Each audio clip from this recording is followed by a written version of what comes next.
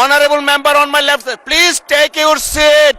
আমি তো ওনার দাঁড়ান দাঁড়ান দাঁড়ান এত উত্তেজিত হবেন না, এত উত্তেজিত হবেন না।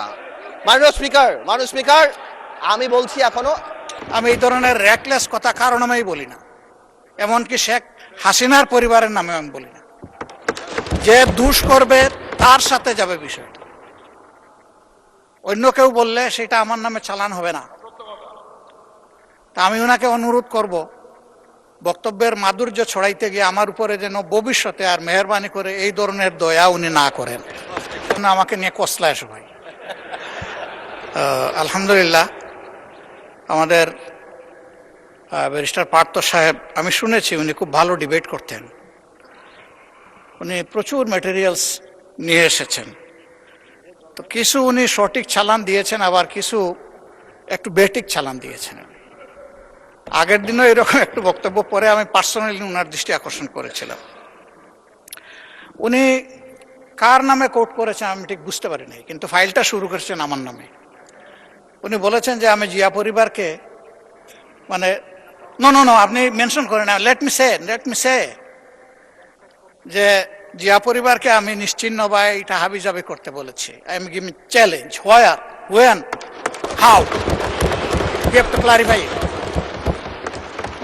আমি এই ধরনের র্যাকলেস কথা কারণ আমি বলি না, এমনকি শেখ হাসিনার পরিবারের নামে আমি বলি না। যে দুষ করবে তার সাথে যাবে বিষয়টা, অন্য কেউ বললে সেটা আমার নামে চালান হবে না। তা আমি ওনাকে অনুরোধ করব, বক্তব্যের মাধুর্য ছড়াইতে গিয়ে আমার উপরে যেন ভবিষ্যতে আর মেহরবানি করে এই ধরনের দয়া উনি না করেন।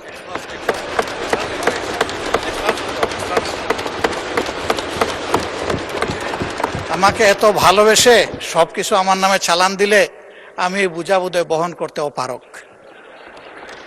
ধন্যবাদ মাননীয় সদস্য, ধন্যবাদ মাননীয় স্পিকার।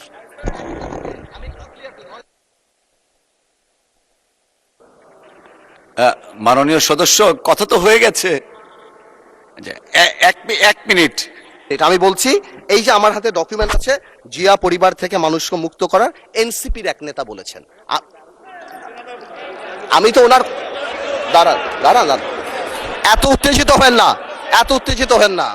মাননীয় স্পিকার আমি বলছি এখনো মাননীয় সদস্যবৃন্দ, নিজেই বলছি, মাননীয় আমি সদস্যবৃন্দ, বলছি যেটা তার কথা, আমি ওনার কথা বলি না। মিস্টার আন্দালিব রহমান, এক মিনিট একটু থামুন।